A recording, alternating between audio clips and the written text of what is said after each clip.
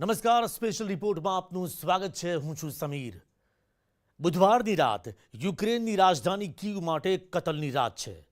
કીવ પર રશિયાએ આડેધડ હુમલા શરૂ કર્યા છે। રશિયાની આર્મીએ ખાર્કિવમાં પણ આડેધડ હુમલા શરૂ કર્યા। રશિયાની તૈયારી કીવમાં પૂરી તાકાતથી હુમલો કરવાની છે।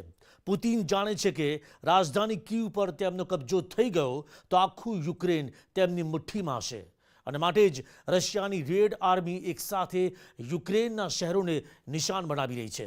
સામે યુક્રેન પણ ઝૂકવા માટે તૈયાર નથી। બીજી તરફ રશિયાના વિદેશ મંત્રીએ સંકેતોમાં ફરી પરમાણુ યુદ્ધની ધમકી આપી દીધી। ત્યારે આ જ મુદ્દે જોઈએ સ્પેશિયલ રિપોર્ટ રશિયાનો અંતિમ પ્રહાર। Пизда.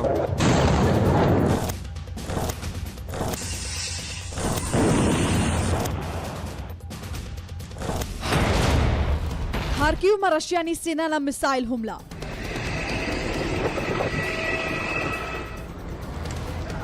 ખાર્કિવમાં ટેન્કની ફેક્ટરી પર હુમલો। ખાર્કિવમાં મેડિકલ સેન્ટર પર હુમલો। ખાર્કિવમાં પોલીસ હેડક્વાર્ટરને રશિયાની સેનાએ બનાવ્યું નિશાન। ખાર્કિવમાં ઓઇલ ટેન્કરમાં લાગી આગ। ભડકે બળતું યુક્રેન। 7 દિવસથી ઘમસાણ।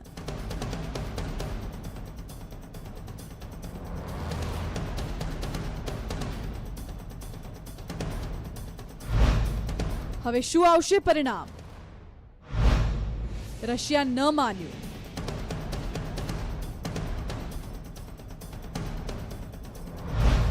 હવે રાજધાની નિશાને। કીવ પર કબજાની તૈયારી।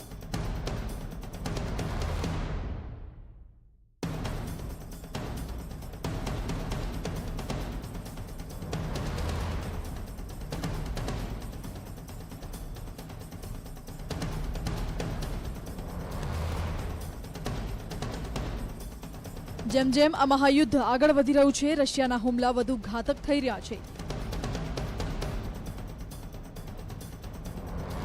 મિસાઇલોથી વાર થઈ રહ્યું છે। આખું યુક્રેન ભડકે બળી રહ્યું છે। કીવ, ખાર્કિવ, ખેરસાન, જોટમેર, ઓખ્તિર્કા,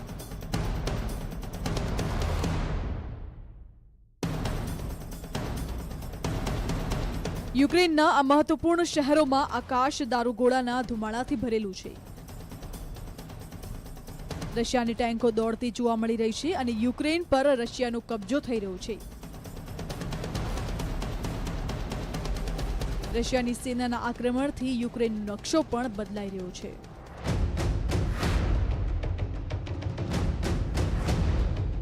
ફેબ્રુઆરી 2022 રશિયાએ યુક્રેન પર હુમલા શરૂ કર્યા ત્યારે યુક્રેનનો નકશો આવો દેખાતો હતો। લુહાન્સ અને ડોનેસ્કમાં રશિયા સમર્થિત વિદ્રોહીઓનો કબજો હતો। પણ 2 માર્ચ 2022ના રોજ યુક્રેનનો નકશો એટલો બદલાઈ ગયો છે। યુક્રેનની ચારે તરફથી રશિયાનો કબજો દેખાઈ રહ્યો છે। ઉત્તરમાં બેલારુસ છે। આ તરફ રશિયાની સેના કીવની બહારના વિસ્તારોમાં છે, જ્યાં યુદ્ધ વધારે ભીષણ નજરે પડી રહ્યું છે। ઉત્તર પૂર્વમાં રશિયાના બીજા સૌથી મોટા શહેર ખાર્કિવમાં રશિયાની સેનાનો જમાવડો છે, તો લુહાન્સ અને ડોનેસ્કમાં પહેલાથી જ રશિયા સમર્થિત વિદ્રોહીઓનો કબજો હતો। હવે રશિયાની સેના સાથે સાથે વિદ્રોહીઓએ લુહાન્સના ઉત્તર વિસ્તારમાં પણ સરસાઈ મેળવી લીધી છે। દક્ષિણમાં ક્રાઇમિયાની સરહદેથી આગળ વધતા રશિયાની સેનાએ ખેરસોન સુધી સરસાઈ મેળવી લીધી છે, તો ઓડેસાથી પણ આગળ વધતા યુક્રેનના અંદરના વિસ્તારોમાં કબજો વધી રહ્યો છે। કીવમાં આરપારની લડાઈ, પણ રાજધાની કીવની લડાઈ સૌથી મોટી લડાઈ બની રહી છે। કીવની બહારના વિસ્તારોમાં ભીષણ ઘમસાણ ચાલી રહ્યું છે। રશિયાની સેના કીવના બહારના વિસ્તારોમાં અડીંગો જમાવીને બેઠી છે। રશિયાની રેડ આર્મી કોઈ પણ કિંમતે કીવ પર કબજો કરવા માંગે છે, તો યુક્રેનની સેના કીવને બચાવવા જીવ સટોસટની લડાઈ લડી રહી છે। કીવના એરપોર્ટ અને આજુબાજુના વિસ્તારોમાં એક પછી એક મિસાઇલો છોડવામાં આવી, તેને કબજે કરવામાં આવ્યું।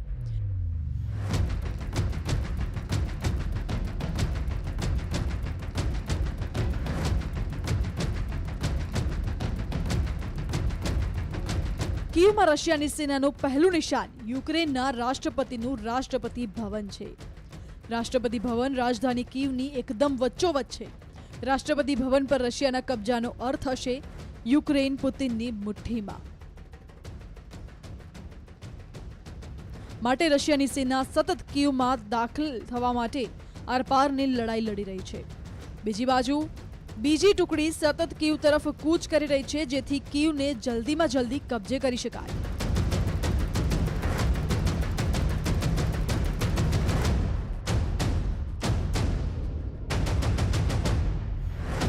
આ સેટેલાઇટ તસવીરોએ પહેલા જ રશિયાના પ્લાનનો પર્દાફાશ કરી દીધો છે. આ પ્લાન પરથી ખબર પડે છે કે રશિયાની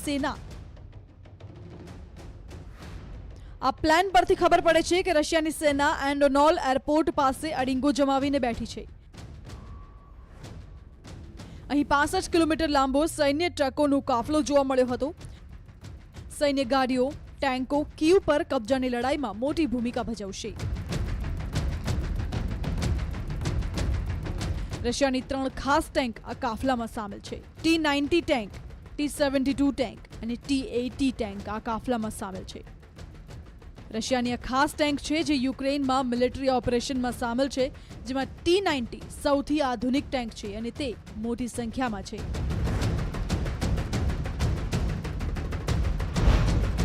યુક્રેને રશિયાની ટેન્કો કરી તબાહ. રશિયાના આ ટેન્ક પાવરને કાઉન્ટર કરવા માટે યુક્રેનની સેના નાટો અને અમેરિકા તરફથી મળેલી જાવલિન મિસાઇલોથી સજ્જ છે. અત્યાર સુધી કેટલીય બખ્તરબંધ ગાડીઓ અને ટેન્કોને જાવલિન મિસાઇલ નિશાન બનાવી ચૂકી છે. આ દ્રશ્યો બતાવી રહ્યા છે કે આ મિસાઇલથી યુક્રેનને કેટલી ટેન્કો અને બખ્તરબંધ ગાડીઓને ખુરચો બોલાવી દીધો છે.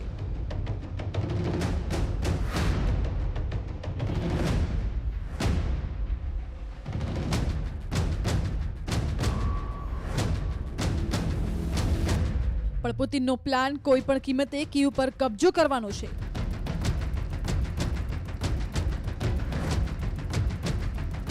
કેમ કે રાજધાની યુક્રેન પર કબજાનો અર્થ હશે આખા યુક્રેન પર કબજો. માટે જ પુતિને પોતાના સૌથી મોટા સૈન્ય કાફલાને કીવની બહાર ખડકી દીધો છે. રશિયાની સેનાનો આ કાફલો બેલારુસથી નીકળ્યો હતો. તે જ બેલારુસ જેના એરપોર્ટ પર રશિયાના હેલિકોપ્ટરો છે. દક્ષિણ બેલારુસમાં વધુ હેલિકોપ્ટર અને સેનાને તૈનાત કરવામાં આવી છે. આ વિસ્તાર યુક્રેનની સરહદથી માત્ર 32 કિલોમીટર દૂર છે.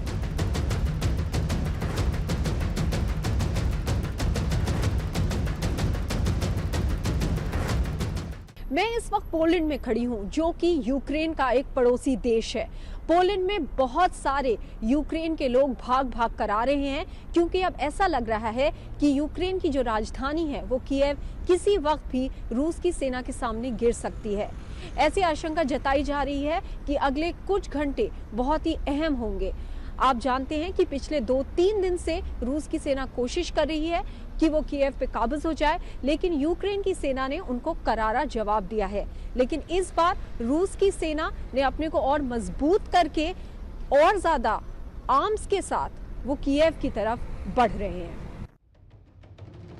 રશિયાની સેના જ્યારે કીવની વચ્ચોવચ્ચ પહોંચવાનો પ્રયાસ કરશે ત્યારે તેની સામે તે પ્રકારના પડકાર હશે કે સેના સામે મુકાબલો કરવો માટે લોકોનો સામનો થશે.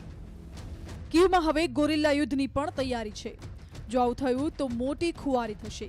કીવની એવી પણ તસવીરો સામે આવી છે જેમાં સામાન્ય લોકોને હથિયાર આપવામાં આવી રહ્યા છે. અહીં ટ્રકોમાં પિસ્તોલથી લઈ AK-47 રાઇફલ આપવામાં આવ્યા છે, જેને સામાન્ય લોકો પોતાની જરૂરિયાત મુજબ લઈ જઈ રહ્યા છે. હથિયારોથી સજ્જ થઈ રહ્યા છે. 30 લાખની વસ્તી ધરાવતા કીવ શહેર પર બધાની નજર છે. યુક્રેનની ખાસ અજોવ બટાલિયન પર છે, જેને 2014માં રશિયા સામે લડવા માટે બનાવવામાં આવી હતી, જેમાં 20,000 વિદેશી સૈનિકો પણ સામેલ છે. એટલે હવે જ્યારે રશિયાની સેના કીવમાં દાખલ થશે તો અહીં ગલીઓ અને રસ્તાઓ પર યુદ્ધ શરૂ થઈ જશે. તેવા સમયે યુદ્ધની તસવીરો વધુ ભયાનક હશે.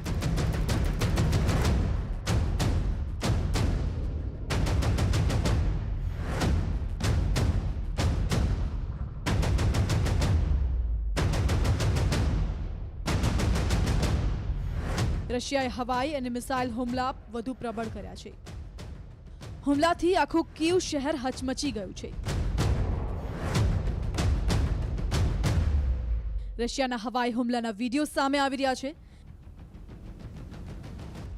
રશિયા હવે રહેણાંક વિસ્તારોને પણ નિશાન બનાવી રહ્યું છે.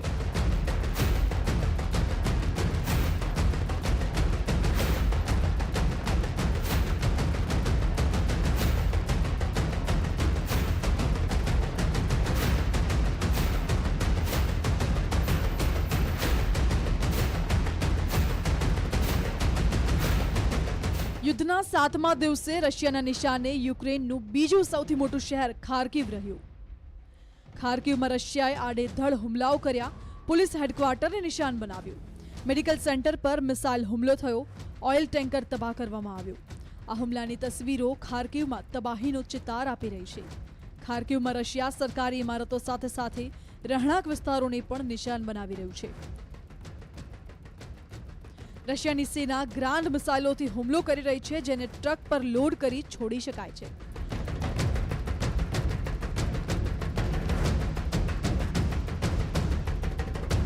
કીવ બાદ યુક્રેનની સૌથી વધુ આબાદી ખાર્કિવમાં જ રહે છે. રશિયા હવે યુક્રેનની મોટી આબાદી ધરાવતા શહેરને નિશાન બનાવી રહ્યું છે. કીવમાં 29 લાખની વસ્તી, ખાર્કિવમાં 14 લાખની વસ્તી, લ્વીવમાં 7 લાખની વસ્તી, ઓડેશામાં 10 લાખની વસ્તી, માઇકોલાવમાં 4 લાખની વસ્તી, मारियापुलમાં 4 लाखની वस्ती, डोन्स्कમાં 9 लाखની वस्ती. हमने जब कुछ डिफेंस एक्सपर्ट से बात करने की कोशिश की ये समझने के लिए कि रूस की क्या स्ट्रैटेजी रहेगी अब यूक्रेन पे काबिज होने के लिए, तो उन्होंने हमें ये समझाया कि जब भी रूस किसी बड़े शहर पे कब्जा करना चाहेगा, जैसे कि यूक्रेन की राजधानी कीव पर, तब वो वहाँ की लॉजिस्टिक्स लाइन काटने की कोशिश करेंगे. इससे रोजमर्रा की जिंदगी, जो वहाँ के आम लोगों की जिंदगी है, वो बिल्कुल थम जाएगी और इससे उनके राष्ट्रपति व्लादिमीर ज़ेलेंस्की को हार माननी पड़ेगी. રશિયાની સેનાએ જે પ્રકારનું આક્રમક વલણ અપનાવ્યું છે તે જોતા યુક્રેન પર અંતિમ પ્રહાર કરવાની રશિયાએ પૂરી તૈયારી કરી લીધી છે. અમારી વિશેષ રજૂઆતમાં સમય છે વિરામનો.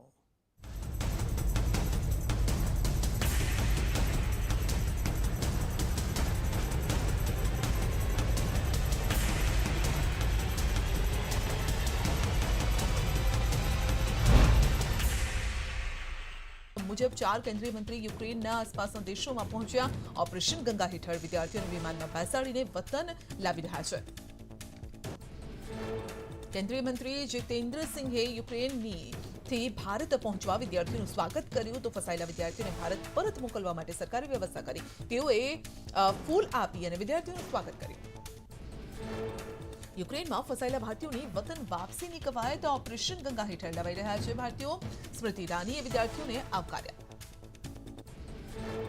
યુક્રેનમાં ફસાયેલા ભારતીયોને સ્વદેશ લાવવાની કવાયત 251 ભારતીયોને લઈને ફ્લાઇટ દિલ્હી એરપોર્ટ પર પહોંચી, તો એર ઇન્ડિયાની ફ્લાઇટ 1946માં ભારતીયોને સ્વદેશ લવાયા.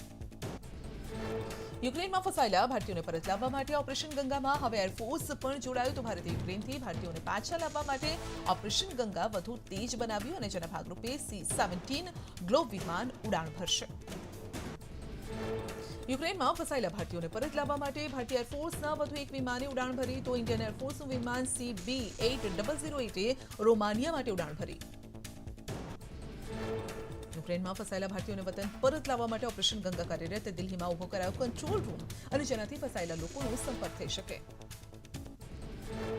યુક્રેનમાં ફસાયેલા વિદ્યાર્થીઓને વતન વાપસીની કવાયત હાથ ધરાઈ, તો મોલ્ડોવાથી રોમાનિયા સરહદેથી વિદ્યાર્થીને વતન લવાશે. ભારતીયોને બસમાં સવાર કરી અને રોમાનિયા લઈ જવાશે. રોમાનિયાથી હવાઈ માર્ગે ભારત આવશે. યુક્રેન કમાવવા માટે ગયેલો અમદાવાદનો યુવાન અનિકેત યુદ્ધની સ્થિતિમાં કીવમાં ફસાયો. સરકારના પ્રયત્નોથી કીવથી પોલેન્ડ 3 દિવસે પહોંચ્યો. અનિકેત પુત્રની સુરક્ષાને લઈને પરિવારજનો ચિંતિત. તો આવતીકાલ 3 માર્ચે વિધાનસભામાં રજૂ થશે ગુજરાતનું બજેટ. નાણામંત્રીનું નિવેદન કહ્યું કે યુવાનો, માછીમારો, મહિલાઓ અને ખેડૂતલક્ષી હશે બજેટ. ગાંધીનગરમાં સીએમ ભૂપેન્દ્ર પટેલની અધ્યક્ષતામાં મળી કેબિનેટની બેઠક. બેઠકમાં બજેટ સત્ર, તૈયારીઓ તેમજ યુક્રેનમાં ફસાયેલા વિદ્યાર્થીઓ અંગે કરાઈ ચર્ચા. ગાંધીનગરમાં બજેટ સત્રને લઈને ભાજપના ધારાસભ્યોની બેઠક. મુખ્યમંત્રી અને સી.આર. પાટીલ બેઠકમાં હાજર. બજેટમાં વિધાનસભા ગૃહમાં ફરજિયાત હાજરી બાબતે વ્હીપ જાહેર કરાયો. નાણામંત્રી કનુભાઈ દેસાઈનું નિવેદન. ગુજરાતનું બજેટ સારા સમાચાર આપનારું હશે. ખેડૂતો, યુવાનો, મહિલાઓ, માછીમારોને સારા સમાચાર હશે. દર વર્ષની જેમ જ આ વર્ષનું બજેટ પણ વધારા સાથેનું હશે. બજેટને લઈ રાજેન્દ્ર ત્રિવેદીએ વિપક્ષ પર કર્યા આકરા પ્રહાર. કહ્યું કે વિપક્ષનું કોઈ હકારાત્મક વલણ રહ્યું નથી. આવતીકાલે કનુભાઈ દેસાઈ રજૂ કરશે બજેટ. વિધાનસભાના બજેટ સત્રના પ્રથમ દિવસે જ વિપક્ષનો હંગામો. રાજ્યપાલે ટૂંકાવવું પડ્યું ભાષણ. કોંગ્રેસના ધારાસભ્ય ઇમરાન ખેડાવાલાએ પોસ્ટર સાથે કર્યો વિરોધ. અમદાવાદ શહેરમાં નાના ઉદ્યોગ બંધ થઈ રહ્યા હોવાથી લાખો લોકો બેરોજગાર થવાનું લગાવ્યો આરોપ. લાયસન્સ હોવા છતાં પણ પોલ્યુશન.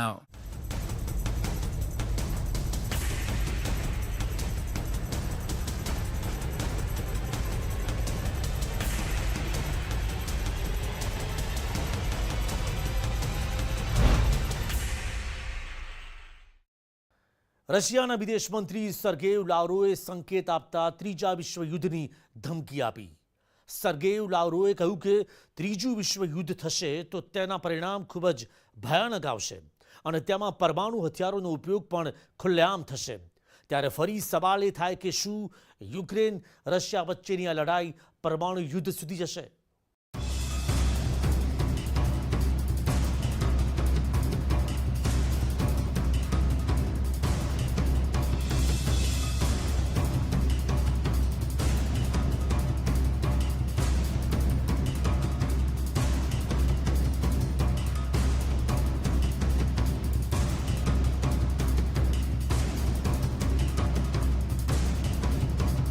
યુક્રેનમાં તબાહીનો 7મો દિવસ.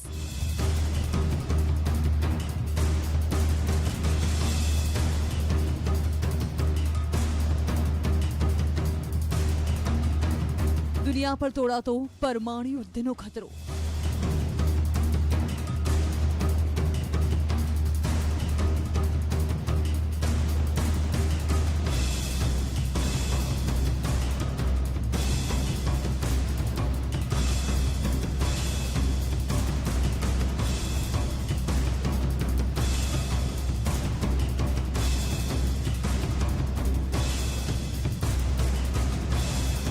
રશિયાની સેના સતત યુક્રેનના શહેરોને નિશાન બનાવી તેના પર હુમલાઓ કરી રહી છે.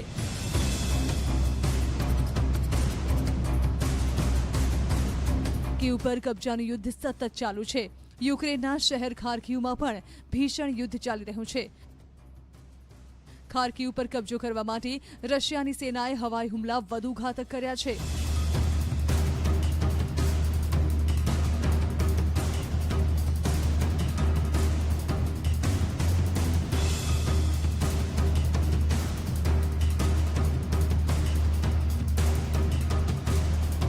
ખાર્કિવ પર હુમલાને લઈને કેટલીય હૈયું હચમચી જાય તેવી તસવીરો સામે આવી છે, જેને જોઈને લાગી રહ્યું છે કે શહેર પર કેર વરસી રહ્યો છે.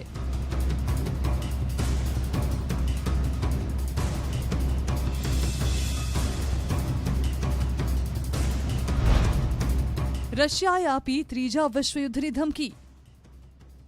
દુનિયાને હાલ તે વાતનો ડર છે કે રશિયા યુક્રેન પર પરમાણુ બોમ્બ ન ઝીંકી દે.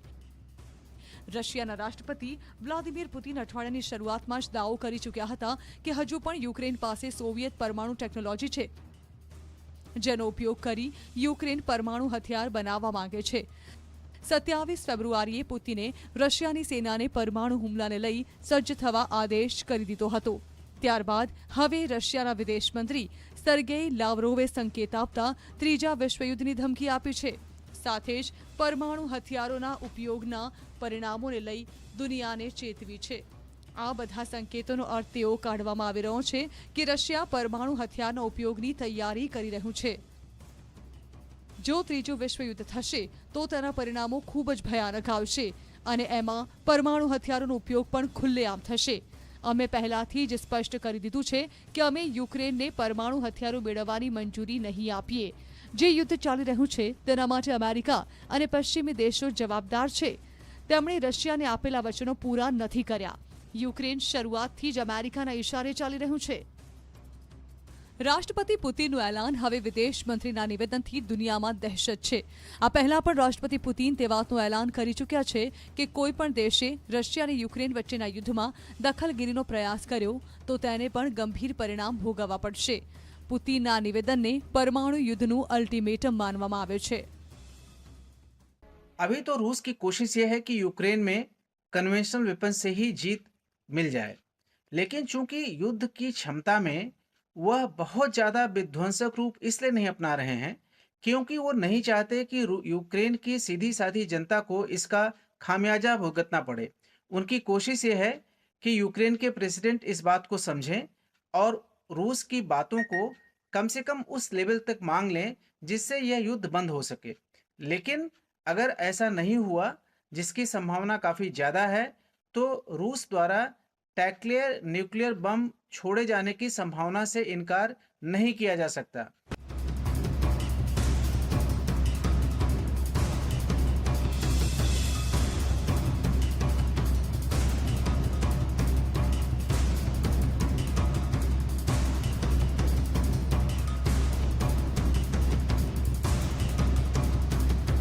ફેડરેશન ઓફ અમેરિકન સાયન્ટિસ્ટના રિપોર્ટ મુજબ રશિયા પાસે દુનિયાના સૌથી વધુ પરમાણુ હથિયારોનો ખડકલો છે.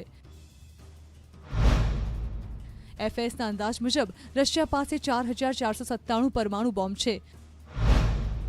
1,498 પરમાણુ બોમ્બ રશિયાએ તૈનાત કરી રાખ્યા છે. 527 પરમાણુ બેલિસ્ટિક મિસાઇલોને સબમરીન પ્લેનમાં તૈનાત કરી રાખ્યા છે. 2,745 પરમાણુ હથિયાર અનામત રાખ્યા છે. એટલું જ નહીં, રશિયા પાસે ટેકનિકલ ન્યુક્લિયર વેપન અને નોન સ્ટ્રેટેજિક ન્યુક્લિયર વેપનનો પણ ખડકલો છે. રશિયા પાસે ટેકનિકલ ન્યુક્લિયર વેપનનો ખડકલો છે જેને ખાસ યુદ્ધમાં ઉપયોગ માટે બનાવાયા છે. TNWની વિસ્ફોટક ક્ષમતા ઓછી હોય છે જેનો ઉપયોગ સૈન્ય અડ્ડા અને શહેરને તબાહ કરવા માટે થાય છે. પરંપરાગત પરમાણુ બોમ્બની જગ્યાએ આ હથિયારોની ક્ષમતા 10 કિલોટન ક્ષમતાનો વિસ્ફોટ કરવાની છે.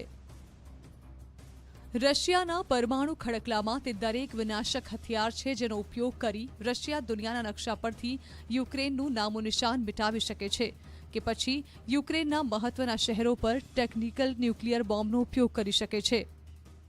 युद्ध को शुरू हुए मुश्किल से 6-7 दिन हुए हैं, जिसमें पुतिन द्वारा तरह तरह के विध्वंसक हथियारों का इस्तेमाल किया जा रहा है.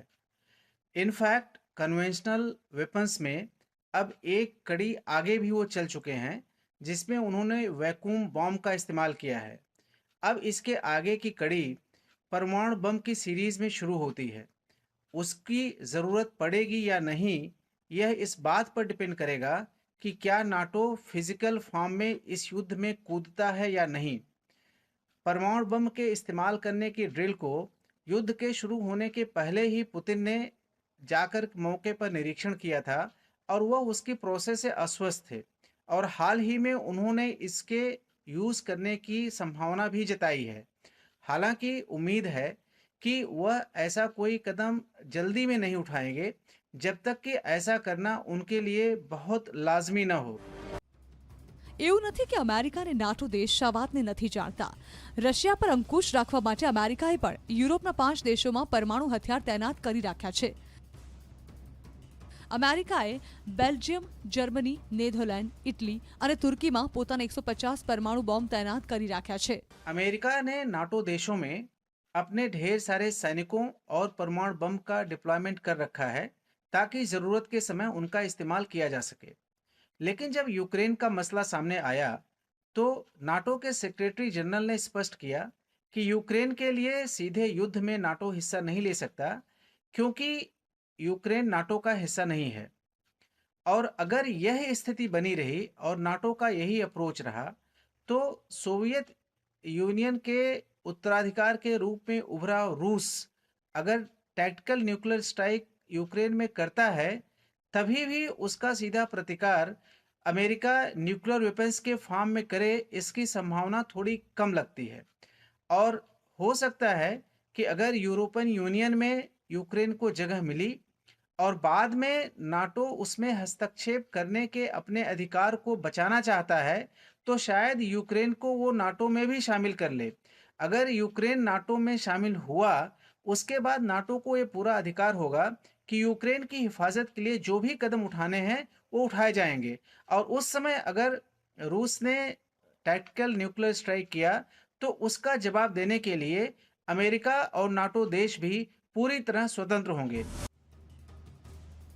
યુક્રેન સમય અત્યારે પરમાણુ હથિયારો નથી, જો કે તે પણ એક હકીકત છે કે 28 વર્ષ પહેલા એટલે કે 1994માં યુક્રેન દુનિયાની ત્રીજી પરમાણુ શક્તિ હતું. સોવિયત સંઘમાં યુક્રેન બીજા નંબરનું સૌથી શક્તિશાળી રાજ્ય હતું. સોવિયત સંઘે યુક્રેનમાં પરમાણુ હથિયારો તૈનાત કર્યા હતા, પણ બાદમાં યુક્રેને પોતાના પરમાણુ હથિયારો અને ડિલિવરી સિસ્ટમને રશિયાને પરત કરી દીધા હતા. તો આજની આ વિશેષ રજૂઆતમાં અત્યારે બસ આટલું જ. નમસ્કાર.